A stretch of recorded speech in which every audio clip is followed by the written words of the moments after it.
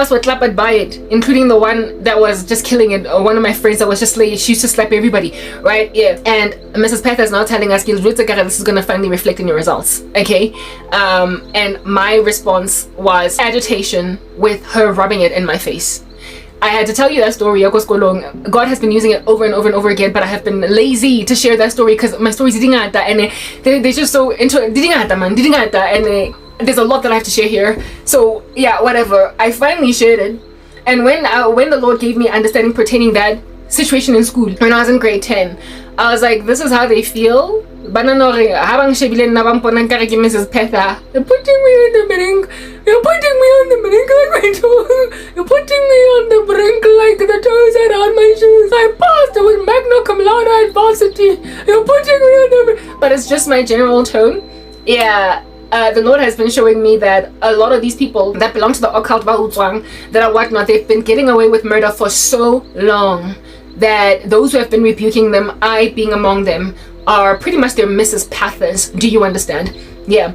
It's saints that have just been on some, one day judgment is coming, one day comeuppance is coming, one day a full circle is going to be done, and you're going to be met with your day of reckoning. One day. And in the run-up to that one day eventually arriving, hasiki hokradi anyway king, hasiki 90% king anyway, hasiki 95% anyway king, hasiki 100% anyway king, until finally you start to produce a script. 65% is not bad for some students.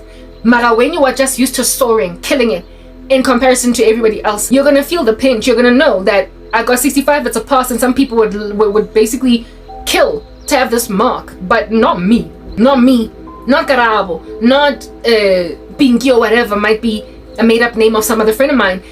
We are used to different kinds of results, and so 65% is just painful to receive when you are used to getting 88. It stings, and some people will never understand that sting, because 65 is enough for them, or it's what they can achieve. So occult practitioners, you are wealthy and you are successful in ways that don't make no sense for your skill set. Latella. And when saints warn you, you laugh at us, you make jokes, you say that our toes are on the brink like our bottom lips quivering when we complain. Well,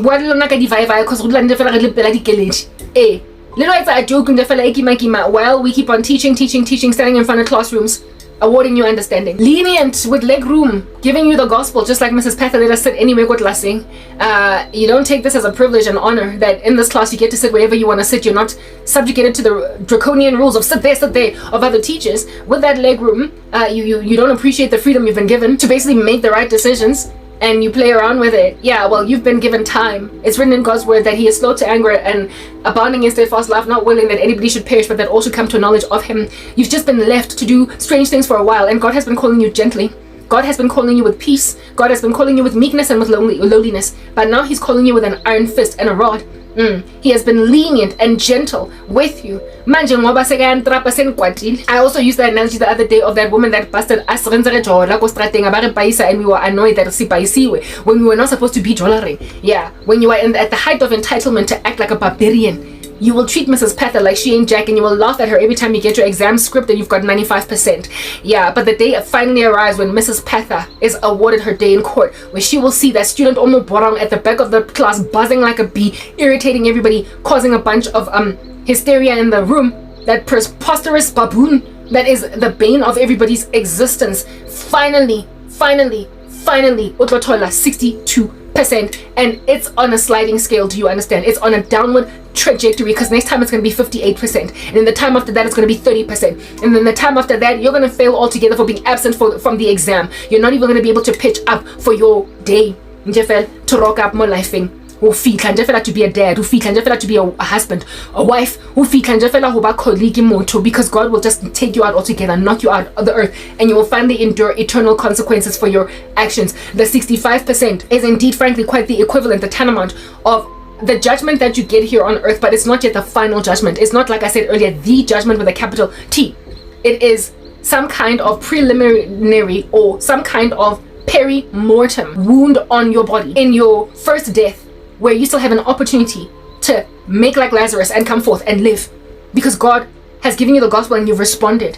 You have an opportunity to not have to die from your wounds, but then you finish yourself off anyway. I've actually been brought yet more understanding. As you guys, like, another story that the Lord is giving me, another sad thing that the Lord is using to help me give understanding as to how he works with the wicked. I have a younger brother that's passed away, all right? Half brother, died away from gang violence because my weekends are right. My dad's son, barely ever knew him. However, he was my brother, so I was not happy that he died. I was bereaved. I already spoke about this event, right? This thing that happened, one of my other videos in the run-up to, but I did not share how my brother's death came. My younger brother, he was 22 at the time of dying, and I was already in my 30s in this persecution, right? Because he was much younger, born to my dad's second wife. This young man, when I was setting my dad up, when my dad stayed in Reimsig, I set him up and I was paying his rent. I moved my dad into a 2-bed apartment for the sake of my brother and for the sake of him having a proper relationship as a father over a son, because I wanted him to be a better foundation to that boy in a way that he just wasn't to us. But my dad was a drunk, so he kept on dropping those balls. That kid by then already was messed up with an experience of growing up as a young black boy in the Gassies. You either go one of two with a single mom. One of two directions. You either become one of those responsible kids that, in spite of your circumstance, his brother was like that. His brother that was his half brother, born to the mom's first boyfriend or husband or whatever. Despite your circumstances, you make a better thing out of yourself, and so you break out of the grain of or you could just end up getting recruited into gangs. Unfortunately, my baby brother became a little gangster. Do you understand? And what have you. I knew this about him. He was very intelligent when he was in high school. There was a season when he went to my high school, Sir John Adamson. Apparently, allegedly, he was slaying everybody because my dad is that beastly mind, right? And I was proud of that, to hear it when I was working in corporate South Africa. That was his status quo. Really killing it in school, teachers proud. And he went awry, just like one of my cousins. Like I said, kids born to single parents in the Kasi, born to single moms. One of two directions. You can either somehow miraculously come out alright despite my circumstance, or I have a cousin as well, or you can go by single parent. Yes, that's why I'm trying to make me raise sons that are going to inevitably just, go hard, buddy. Whatever, cool beans and bananas. So now we're talking about not so much my cousin, but my brother, right? This young man chose the path of Ubukinsa. And when I say Ginza, I'm not speaking, he wasn't prolific. He wasn't exactly a kingpin boss. He was not one of those that kill. He was a petty criminal, like robberies, stick 'em up, pickpockets, whatnot, right? That was my little brother. Young man with great promise, but it was ripped from underneath his feet, all right? So because I knew of this history, of the things that he was into, I remembered that when he was in school, apparently he was killing it academically. I was like, yeah, this boy, there's so much more that can be done for him. So I set my dad up with an apartment where it is that there was a bedroom for my brother, so that he could finally be a responsible dad. That's like a joke. I tried. I'm trying to explain to you, as paid rent for him in a proper. I moved back home to my mom's house to try and finish off my debt. But then I scooped my dad out of pretty much practically from the streets. Paid rent, rent that could have been my rent in my apartment. A relatively decent woonstel. Do you understand? A 2-bed, not even a 1-bed. So paid that extra cost for no other purpose but to have a second bedroom in his house, so that my brother can, for weeks on end, magafun. Alright? Yeah. And so therefore have some kind of, and also for us to be close to him. And so finally foster a relationship that we didn't have growing up as siblings. Because my dad was a deadbeat, dead or irresponsible that did not make sure that his kids saw each other. So I basically embarked on a mission to change that, right? When one particular day was just as I wanted, I then went to go see them. And of course, I'm a Christian. So of course I evangelized them. Got the gospel. I was like, wait, do you know Jesus? I knew that the answer there was of course no, because he was still involved in shoddy stuff. But I felt like I was in a position to give him the real gospel, to help him along and help him gaze. I didn't right now as he is living it. So I essentially tried to evangelize him. Okay, I tried to influence him unto Christ. And his response when I asked him if it's about Jesus, he was like, yeah, I am born again, I'm saved. I'm like, why do you say that? What makes you say that you're born again? Why are you confident that you have an assurance of salvation? And he said, because I can pray in tongues. And I was like, that is not the gospel. That is not how this works. Receiving the gift of speaking in tongues is not evidence of your salvation. Some tongues are not of God. They're not legit. It is about your fruit, etc. I sat him down and I explained the gospel to him. This thing at Universal Church, that one then downtown Joburg. This thing called Universal Church. I imagine that maybe his mom is the one that took him there, right? I go Universal Church, he knows that he's born again because he can speak in tongues.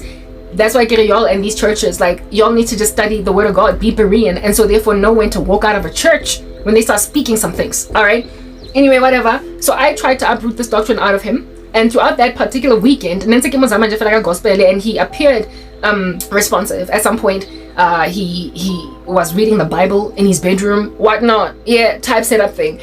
He looked like he was responsive. And then on the Sunday, I picked him and my dad up at where it is that Baptist church where I used to fellowship. And he just appeared very abiding and pretty much happy to embrace the words of truth. Well, I mean, as the weeks would progress, months, years, I would come to learn that whatever seed I planted did not bear any fruit because the stories were still coming. Hey, let's say his name was Tepo. Tepo's this, Tepo that. Bamu totseko shopong. I would say this. Okay, is it true? Bamu arrestile. Oko moroka police station. Blah blah. I was like, yo, where it gospeling him. This guy, he did not take it. It did not bear fruit. It did not bear fruit.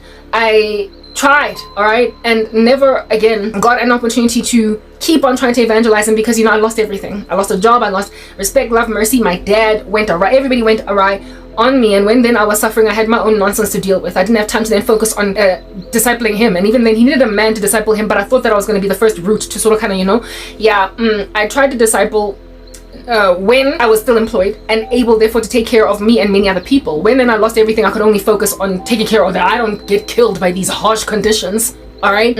So I could not focus on him anymore, but the stories just kept coming, right? The stories kept coming. Because I was being busy, kicked around like a soccer ball from house to house by my very persecuting family, I then was made to live in a retirement village with my dad. This time around is being paid for by my older sister. During that time, it's a long story proper. Once again, I was made to live at Cosmo City with him, blah blah. It's but this here that I'm trying to highlight is what happened with my brother. One day when my dad was literally wreaking havoc in my life, kicking me out of his house, to my family treated me like nonsense, that same night, my brother at a party somewhere Soweto got shot and he died at Helen Joseph Hospital at the height of sin with from a gunshot wound that he finally caved to, like I said, in the hospital. And at the time of dying, he was involved in bukinza, like just unruly activity. And what Dujulwa, he got into a fight there and he got shot and died at Helen Joseph Hospital. 1 week earlier, 1 week before my little brother died, he was only 22 years old when he passed away. 1 week prior to his death, he came back home. Go in the widow, go Dube, right? Figure Jardin, amanzi, nepgazi, all over his body. He had been beaten somewhere. At a party, yet again.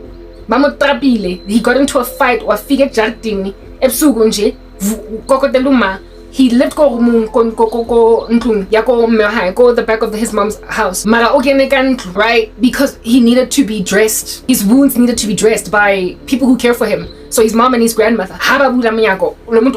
He is like, his shirt is just drenched in blood. Okay,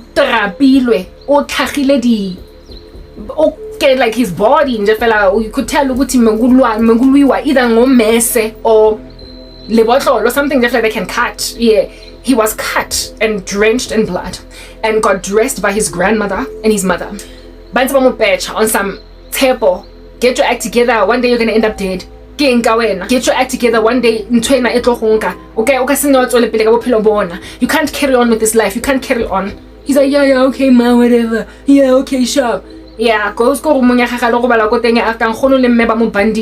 do you understand? 1 week later, in that state, your wounds are a week fresh. That's why I get a perimortem.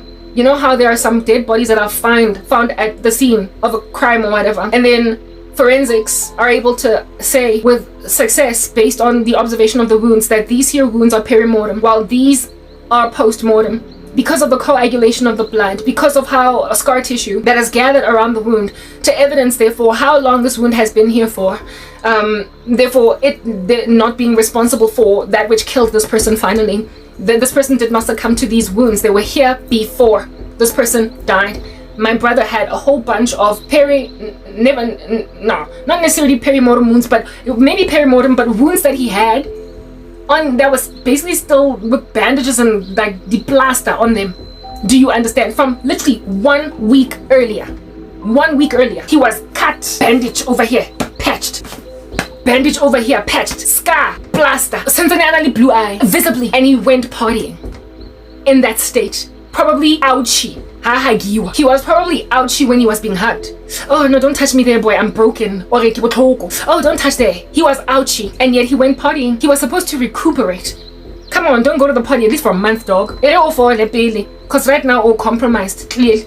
Yeah, that's what's good. He went to ipati limazwe kanjalo, and at that party wabulalwa. And I can't say that who killed him. I still don't know. I don't know how that case unfolded, because the mom she gave us a whole bunch of attitude at the funeral.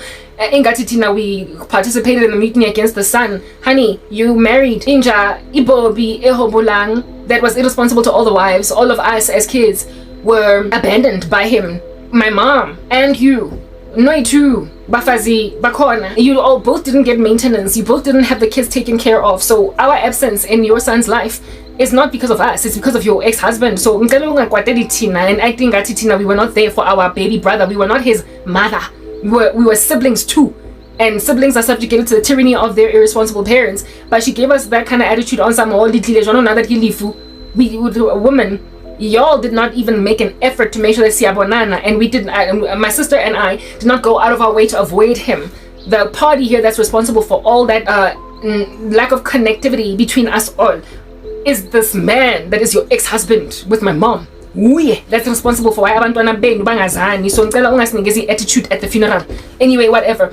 So because of the attitude of the mom at this particular juncture, I didn't get to pretty much follow up on the case. So did the guy finally get caught? Because of my how far fallen out with my dad. Also, by the time we were caught, the way I was so fallen out with my dad, I just didn't get the information. So I don't know if they finally apprehended the guy or what, or whether or not the person who beat him up the night before, the week prior, was the same one. But one thing that is certain is that my weekends are when you're involved in just uburaf bekasi, and you guys are amandlu every so often, you hijack cars every so often, uzoba nama enemies in Manini. So it's just any man's guess really who could have killed him, and it might be a completely different little Ginsery that killed him versus the one that beat him up the prior week. But I don't even think it's the same guy, because the one the prior week that beat him up, if at all he had an ability to carry a weapon around, he probably would have just killed him the week prior, right? But the shofar blast of warning was the week prior. It was the week prior. The one that put those wounds on him, that was God's olive branch for likely my sake, likely for his mom's sake, the sake of people who were praying for him. On time, I will give your child a week. I will give your child warning, perimortem wounds, essentially, prior to the final blow that's going to take him to eternal condemnation. I sit here with clarity of conscience, however, sorrow of heart, heaviness of soul, bereavement of spirit, but clarity of conscience to say that my brother is in hell today. He is in Hades, and it is not something that is comfortable for me to say, but it is an accuracy. But I can also speak with confidence that in the run-up to his death, he was plenty warned. First, the Lord brought me into his life those years ago, tried to evangelize him, tried to uproot false doctrine out of him, and then a week before he died, he was warned that this environment is not good for you. His mom was a praying woman, and his mom was also all up in the church and whatnot. I believe. I can't imagine who else would send that boy to a universal church, because there's no way that he would go there by himself. So you probably attended kereke. So yeah. So the mom probably tried to evangelize him, tried to speak sense, tried to get him to love the Lord, but he just didn't. And that's the thing that I also keep saying to women: when you let yourself marry unregenerate men that don't make sense, it's going to be so hard for you to evangelize your children, because kids are more easily influenced by their dads than their moms, because men are given headship and the patriarchal scepter to head families, and so God also gives them the spiritual power to influence. So therefore, a man that gets born again in a family is more likely to reach his wife and children for God than a woman that is the only one that gets saved. The stats are actually such that about, I believe it is something like 3% of people get reached for Christ, my situation is like that. When they're a child in the family that gets born again, the likelihood that you're going to reach your mom, your dad, your siblings for Christ is about 3%. Hence why I haven't reached any of my family members. If a mom gets saved, apparently it goes up to like 27 to 30%, where it is that she can influence her husband and her children to get born again. But if a man gets born again, apparently those odds skyrocket to 70 to 90%, that his conversion will likely then convert his wife and his kids. So therefore, when you allow yourself to be unequally yoked to an unbeliever, when you allow yourself to marry a man that is not of God, or when you allow yourself to be a single parent, you are going to struggle to truly evangelize abantwana benu, because men are not only the chosen gospel leaders of the generation, right? They're the teachers that God has set apart to indeed do that. Pastor our churches, be the shepherds, but they also are just the spiritual head over households, over families. God is the So all of your attempts to evangelize a wayward boy that is into ubukenza sometimes just falls on like just infertile ground, because why did you have a baby by that guy as a professing Christian? Do you understand? That uzohlukumezisa umoya over indodana yakho that inevitably becomes generationally cursed like he's dead, just following in that green. Do you understand what I'm saying? Generational curses are like a whole thing. Spiritual genes are a thing. Do you understand? Where it is that you will follow the grain of your parents unless you sever that stronghold with redemption, so that the soul that sins will be the one that dies, and that you who comes to Christ will then be the one to live. Do you understand what I'm saying? Anyway, whatever. So this brother of mine passes away a week prior. Not prior, sorry. He gets beaten up a week prior, and then the week coming, then he finally dies. And it was all very tragic. And at his funeral, it was just, hey guys, yazen. You know when impilo yakho was meaningless, you can see it at a funeral. I had an ex-boyfriend, Nayo Oshone, at Baragwanath Hospital, however, having gotten into a car accident at Killer Road. It's called Killer Road for good purpose. Ushone at the age of 30 on the dot. In the run-up to Mea in the sense, I dated him when I was just a teenager, 17 and 21. He died at 30. Do you understand? And mesentsana go di partying, unatswa partying, unanwele, nebanwele, neba yeah, chaseiwa kwa le ko Killer Road. The accident apparently killed one guy instantly. He went to hospital, died there, and then these other twin guys lived to tell the story. All very sad. But at his memorial service, I went there with my cousin and my boyfriend at the time. Dinebe, like the, you know, at a memorial service, the collage of pics that they put up. Yeah, baby zang slideshow. Hebana, mjaivo dog. Like, and I wasn't even born again at that time, so it did not grieve my spirit. It just was an inappropriate life for a 30-year-old. Do you understand? It would grieve a saint by mere virtue of them being a saint and so being righteous and purified from the things of this world. At the time, I was not yet righteous, and yet I was grieved by just how fruitless this life was. Mojaivo. Slideshow. Sa funeral ya gage. And it doesn't feel like a picture makoba busy the Amsterdam up in the sky. Party. At that stage, you already had a daughter. Do you understand? And so, no, you would imagine, or parking Hlongwane, or go City baby mama, or first birthday party also high in the background, the party treats and whatnot, right? Photos of a life that looked like it had purpose and meaning. Instead, well, every one out of every 20 pics that would go past the slideshow, only one would be of him and his daughter. But the rest, party.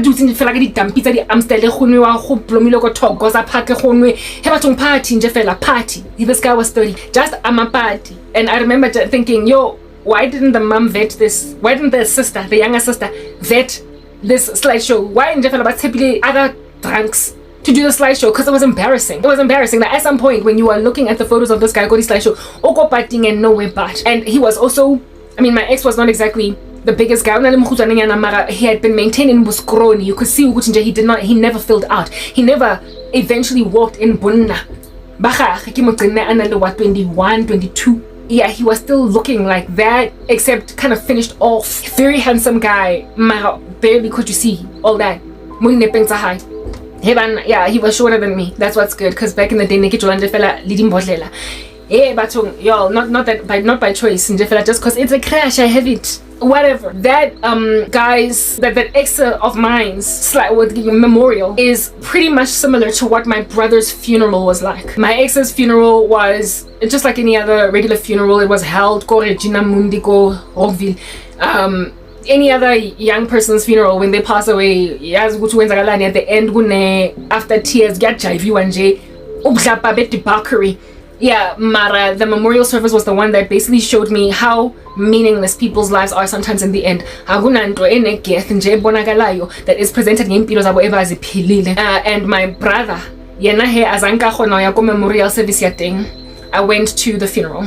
And same thing, like with my ex-boyfriend. Other little ganseries. And like, go burial site thing, go libitleng. They had the brazen audacity, after his casket was lowered, to literally fire shots in the sky at his funeral. His friends, they were also gangsters, had the brazen audacity to unleash rounds of ammunition in the sky. Bakwatisa wonkumuntu at the burial site, bakwatisa the mom. They angered everybody to a point where there was instruction by abazali and everybody, hamba uyokhuluma nabangani ba gatshepo to stop lento lena. This is a funeral. Please, lo muntu lo ubulelwe yile life, and we don't want to proliferate this nonsense. Go funeraling. Have some respect. Life yabo ginzanje fela, where they are celebrating a crime and saying we're gonna get labantu abambulele. And then at the, not after tears, because we don't attend, we don't do that right anymore. Haridi after tears, of course, ki le mo go jewang dijo teng after funeral. Ko teng di mpentshanyana tsa gagwe go bola. Impintsh zakhe ezibolile, right? That were involved in this life together. Ke ha di khona tsa bona di ntse di together, di sentse ne ba etsa di huta pebe ba bora batho, right? And everybody, and then they would every so often have conversations or some, yeah, labantu ba bulela uThepo sibathola, and then get back to them, back to again revenge. We're going to take out revenge. And then again, not after tears. This is not even after tears. It's not the party that they all go to go and celebrate a person's life, right? You go habona mo go caterwang. Hona go after partying, not after party, so mara go jewang dijo jwanong after funeral efela. Ke ha bathunya more lives of ammunition, more rounds of ammunition ko teng. Ba ba ba. In memory of Thepo. In memory of Thepo. I was like, yeah, ne, meaningless lives of worldly people. Yeah, guns in the sky. No, not because a soldier is dead and it's a whole honorable procession, but because a gangster is dead, and it's how gangsters say farewell to fellow gangsters, and they will disturb the peace of the family. And memorial services will be riddled with nothing but party life, meaningless lives, where what it is that a person has basically amassed for themselves that is of meaning, of value, by the time that they get to the age of, by the time that they perish. Do you understand?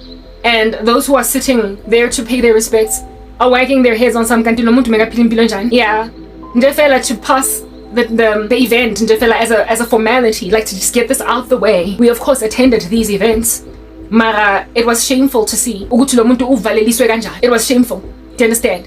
Yeah, well, my late brother, the story that is as near and dear to home as I've communicated to me, right, is similar to us in grade 10 under Mrs. Patha. Disrespectful until finally you get shut off, right? And the paramotor wounds on my brother are like me getting 65% in accounting, and it ought have caused me to take stock on some. Mrs. Patha's right, I need to behave in class and so I can pass, do you understand? But in some people it does not produce you taking stock. When you start to tank, when your stats start to tank, when you start to plummet, when you start to underachieve, whereas you're used to doing so excellently, you should take stock. And when you get rebuked by the person who's been rebuking you all along, telling you that this day is coming when you're finally going to stop producing the kinds of fruit that you're producing in spite of your laziness, instead of responding with irritation, you should respond with humility. But rather, people respond with irritation on someone as on jail. Like I was with Mrs. Patha on some, don't say nothing, please don't say nothing. When I finally got 65%, well, my brother was pretty much saying to God, don't say nothing. He was saying to God that was all over, don't say nothing, please don't say nothing. When he came home, bloody, 1 week before he died. It is that bloody shirt and those cuts on your body 1 week before you die that are supposed to make you stay home the next week. Open a Bible, go to church the next Sunday, and reconcile with your maker. That is the warning. Those are the pre-death wounds. And if you don't hearken, when you start to get wounds, when you start to get 65%, that's when the Lord then just finishes you off. This time you get 0 kanda. Oh, not ash. 0. That's when you die and endure a second death. What is the first thing that my brother thought when he arrived in eternity? I can't even tell you, but one thing I am certain of is that what's likely going on in his head, like a tape cassette going today, is the day when I told him, no, you're not born again because of tongues. This is what makes you saved. Your life. He remembers that God gave him cuts on his body from a fight the week before. to tell him to stay home next weekend. So ufole because next weekend okopana nesithunya ko partying. I am partying and the cuts momele abula okopola likely all the times his mom took him to church. Hopola likely all the times they washiki wayachapting. So all the time he got bailed out, given a leniency by the police. All the times that the cops looked at him and said, how old are you, boy? 16, come on man, don't do this thing. Gave him a slap on the wrist. All the times that my dad had to go to the magistrate court to fight for him, because my dad was a lawyer, a criminal lawyer. So every so often my dad would do case double, and my dad, like I said, irresponsible himself. Those things are just going and going and going in his mind. But now there is no turning back. Now there is no turning back. Do you understand? So what I'm trying to get at right now is that, guys, that all this time that I've been speaking, some of y'all have been listening to me for years. The chick at YouTube, I think about 2 years ago, happening upon my content. Bribe from here to Timbuktu. So I've been saying, one day it's gonna reflect in your results. And it has not reflected in their results, at least not until now. Now it's reflecting in their results. In the sense that Batole 62%, Banza Batwa say 85. Well, 85% honeys is before the death, right? Not 85, 65% is what you get before the gunshot wound on your side. 65% is the final warning. When you start to be on a sliding scale, a slippery slope downwards. When you start to be on a sliding scale, a slippery slope downwards, and you achieve lowlier results than last week, it is at this particular juncture that you only have a week left on you. I told you this woman at YouTube is facing death. I am so pressed to pee, but I also need to go and take a shower. It's like 22:16. So I am going to stop this video here, and finish this talk. But I am still talking about CapCut, and I'm still talking about worthless Christians that aren't really Christians, and how it is that Anina's Kati. And I'm doctrines that they give you. Am I saying that you're born again because you can speak in tongues? Your doctrines that they give you, I'm shaking, doing the twist because I'm pressed to pee. Your doctrines that tell you that you're born again purely because you said the sinner's prayer.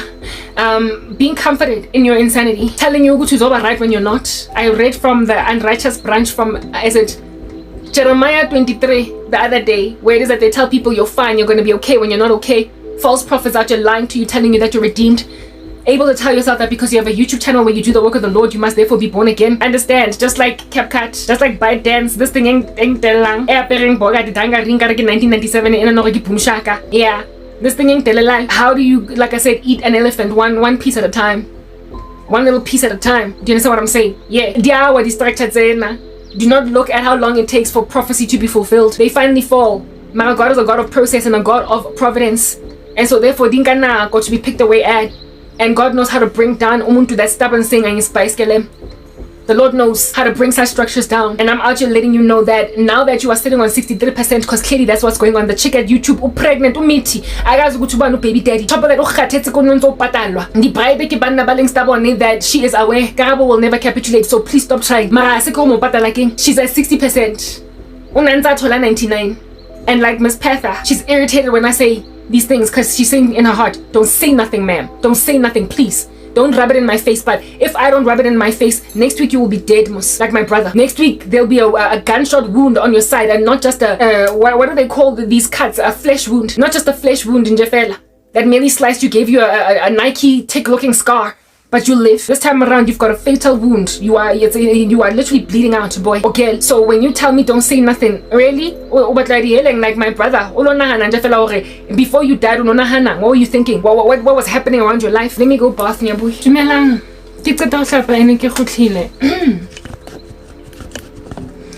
I suspect that might be evident. Guess what? This morning. I think it's clear, otherwise I'd still be like, shut eye in my eye. Hey, I woke up this morning to recall Idoro, Tugu Enana. It was to flatten my hair. Because after all, our dealer, le bag lady. Something of flatten me raga.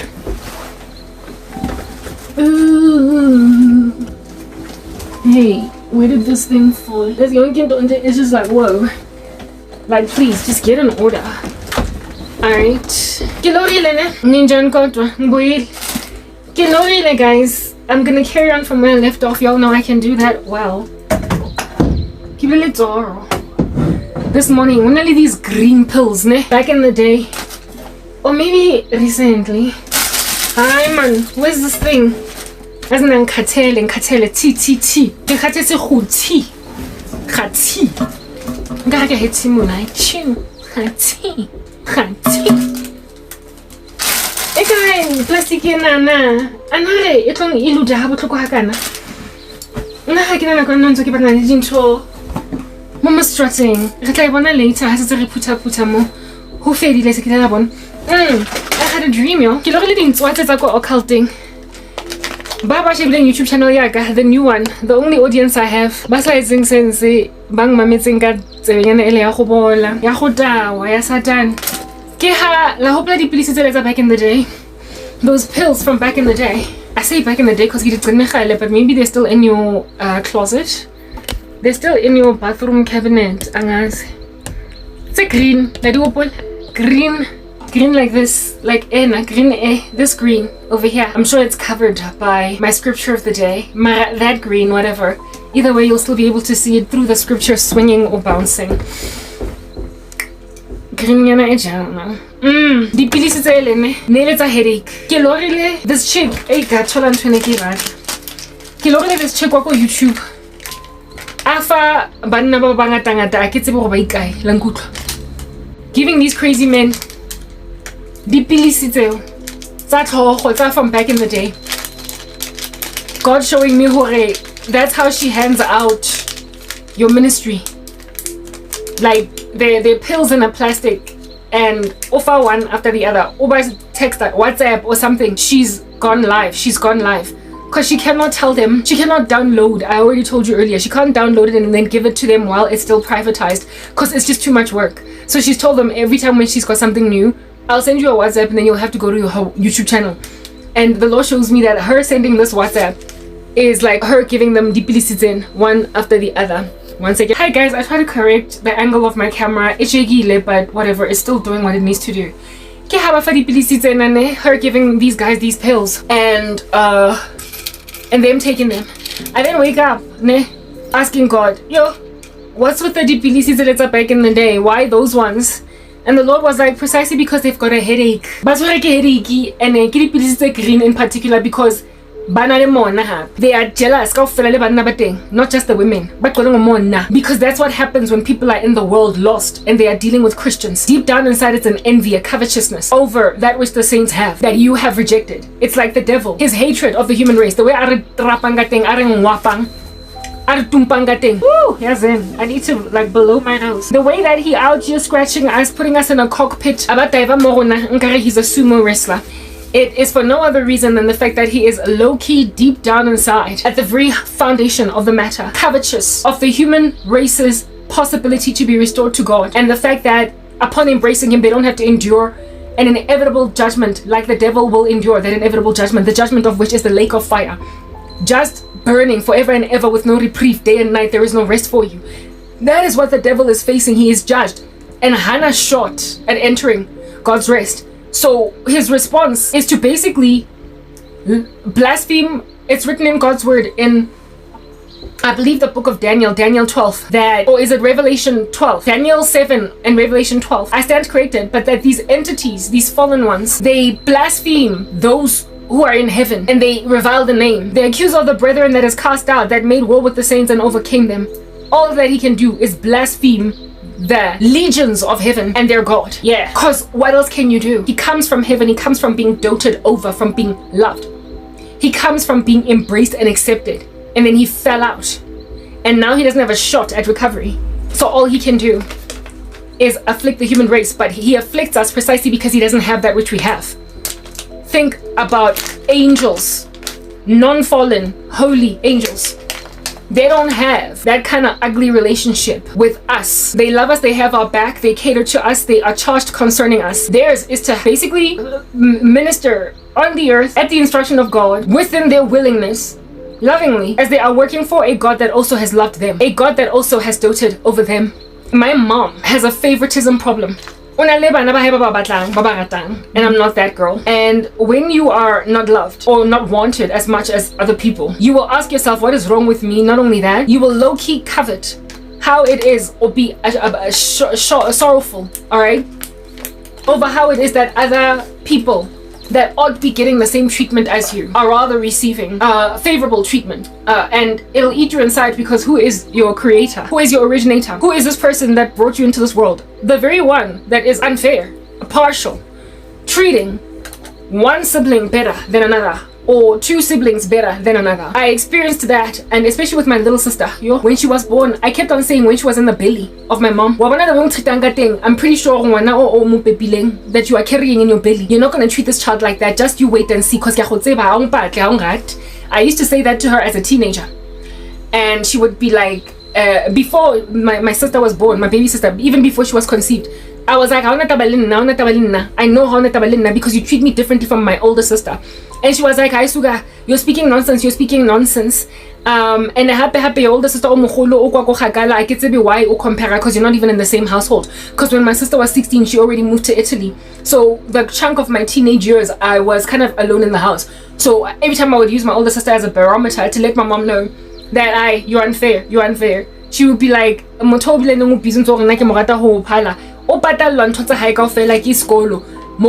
scholarship, so I get a favor. And then she fell pregnant with my baby sister when I was 16, and this baby sister of mine was born when I was halfway through my 16th year, going on my 17th year.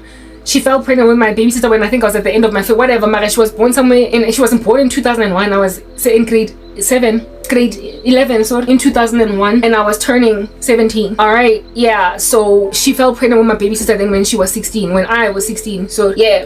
And when the baby was in the bun, I remember thinking, yeah, now it's my turn to prove that this woman is partial. Again, time to prove these things. All right, yeah. So every time my mom would pull a stunt, every time she would not do something for me, every time she would miss a meeting, I'd be like, you are gonna be there for her. Meetings my mom throughout high school, what grade am I in? She only knew what grade I was in grade 8, because I had moved to high school, and in matric, because it was the last year of school. I could have been in grade 8, 9, 10, 11. It didn't matter. Like paying actual close attention to what's and I noticed these things, and they were very frazzling and upsetting to me. And when she fell pregnant with my baby sister, I was like, yo, give more opportunity. I grabbed it and I was like, evidence because yena o tlabe o mo etsetsa ntho tse kaofela, o ba teng go dinthong tsa hae kaofela, o ba available essentially. O sena the way o no sena taba ka nna ka teng, o tlo bontsha ka ngwana hore o no sena taba ka nna, because there's going to be completely different treatment between the two of us, between ngwana o montsha le nna. And my mom was like, "Hi, I don't know what you're talking about." One day ke ampa mo pela spili on some ichebe mo spilling wa rata ga ke go rata ngwana ka a ke favor jo azalwa ke lo mntana omncane the lat lamiki, and it proven like ntwene ke bua ya etsagala go a lebalwa Karabo, go se patalwe school fees sa go university, go focus wa go iwa di meeting and I kept saying see until I got old enough tse ke godile jwanong tse ke tlhokometse ke na le my own things, that I stopped nje ucomplaina ngoba what's the point sengiphumile ejartini angisazokhala ukuthi mama ngena ndaba nami. Mara it caused me to long for the love that my mom was giving my little sister. I coveted it, I longed for it. And when you long for the way that somebody aradiwa, you will develop a passive aggression and a hostility in yourself against the person that is more favored than you, right? A bit of a growling energy. How I for ene. Like I said, a passive aggression. And I had that passive aggression against my baby sister until I got born again and realized and then frankly, let me go and have my own family, raise my children better than that. Let me do a better thing. The Holy Spirit enabled me to exercise what we call self-control over coveting my little sister and relationship Mara still to this day, it's a sirla moon, it hurts, especially considering my mom threw me under the bus. She threw me under the bus. Screensaver sa hage my little sister, dinepe tsa mo laptop ngena, o bua ka ena fela, he bana. And if my older sister had not dropped the ball, if my older sister azanga senya bophelo ba gagwe the way that I was sensing ka teng, Mewaka would still favor my older sister like that. Essentially, I'm that middle child, and you know that middle child issue where it is that abazali bakho, they were treating you how equal. You're not in the room. How exist the azangwa tsalwa? How nanto etsagetseng ka wena? Please kupanje fela riska pay attention. Yeah, when you're a middle kid, you will suffocate under that kind of tyranny from parents. I just let this thing be skew. It's disturbing me, Mara Kitaiza. Yeah, you will suffocate under that tyranny under parents where you're like largely ignored, man. You know, you were not the first to come. They were kind of used to you. And as I'm Jewish, because the last child usually, let this be the last one. And they tend sometimes to be a big gap between the first and the last, or the middle and the last. Unplanned for, and joy into a family that has long sort of kind of dissipated. Not only that, a lot of times when the last born is born, the kind of striving that exists in the family. Like in the beginning, in a young couple, like financially, anymore. So there's a lot more money to basically enjoy parenting instead of just be afflicted. You can afford more, like you can afford help, like nannies better. You can afford to get better things for the kid. Better. You've got more time on your hands because strangely, even though the loftier you get up the corporate ladder or within an entrepreneurial space, you ought to be working harder because you're gaining promotions. But strangely, the more people grow up these ladders, the less work they have. I mean, I thoroughly remember a time when our senior managers and executives would be out of the office by 3 p.m. How do you earn so much money and yet I'm here longer hours than you?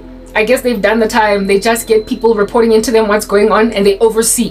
But they, for the larger majority, golf and they approve decisions on the phone while playing golf, right? So essentially, the loftier your career, the more time you actually have on your hands for kids. So enjoy that. Yeah. And I saw that happen with my little sister. My mom had more money, she had more leg room, blah blah, and she was more attentive, and it caused, like I said, a bitterness inside me that I had to conquer by the Holy Spirit type establishment thing. Yeah, well, that whole thing I told you, Njefela, to be long winding because that's what my sister can do. I can do that. Yeah.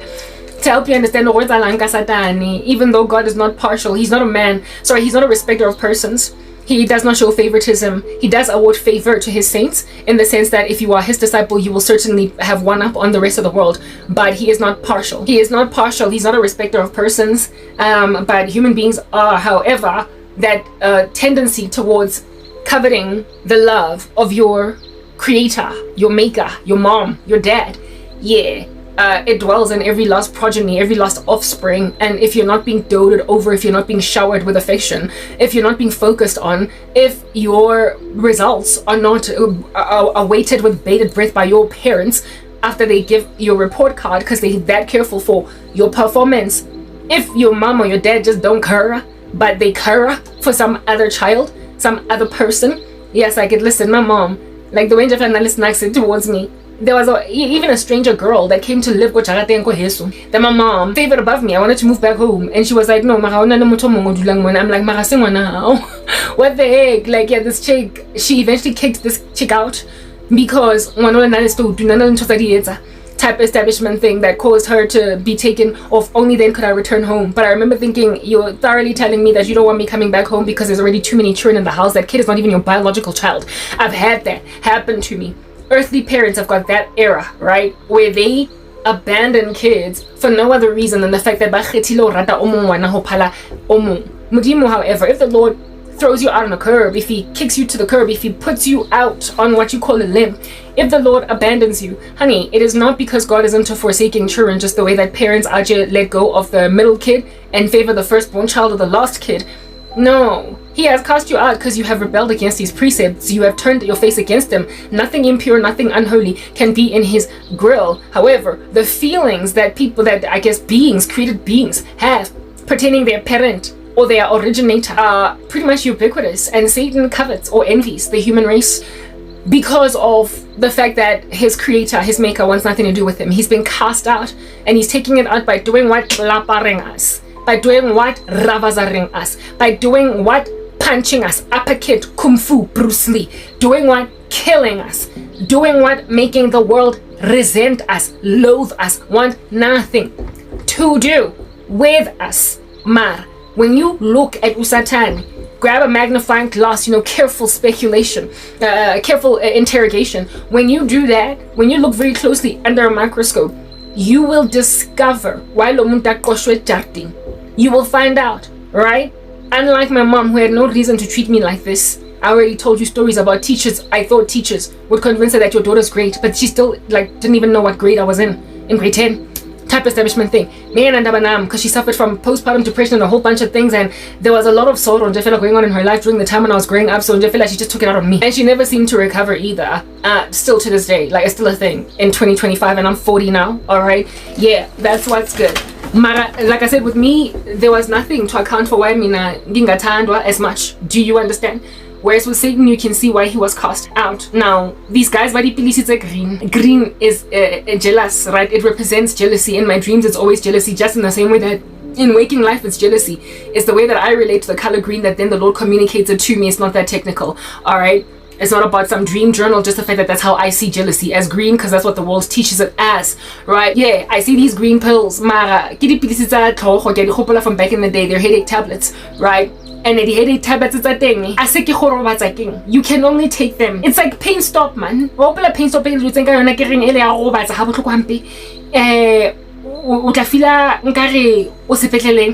you drink it.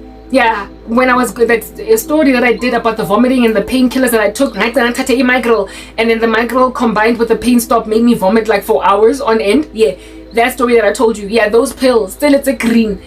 From back in the day, there was 2 green pills that Maga would give us, and they would knock out the headache, but they would also knock us out. They would knock out both the headache and the patient. Dipilisi tseo ke ha mosadinyana o go YouTube o ke mmitsang matlakala a di hand out to banna ba ba go occulting ke di pain stop wa nkutwa ke di pain stop mara ke di headache tablets, and they are green in color, and they cause a great deal of drowsiness, and this chick was handing them out. In other words, my 12-part video that I just posted now, it's called these people are a haunting, but they will one day be a haunting unto themselves, because God is going to rock up and be the be all and end all of a ghost. That video, that series that I posted, ke ha e handwa out to banna ba go occulting as pain stop ele green. The Lord showing me bana le mona ba monela eng. Why are you jealous? Why are even men jealous of me? Yes, I'm dealing with a whole bunch of effeminate monsters. Skidi cherry by here. Wangutra. They are like girls. They envy women. Type of guy. When you buy a car, you be like, nice. Because he is an envious boyfriend. It's a spirit. It's an effeminate spirit. It is not building manhood in you until you can appreciate everything about a woman that is womanly, so as to not covet your own girlfriend. When you don't wear your own manhood, when you don't wear manhood as a man, you will thoroughly, if you don't seek the Lord's face to recover to you lost manhood, because that's what's happening with our men and women too. Are also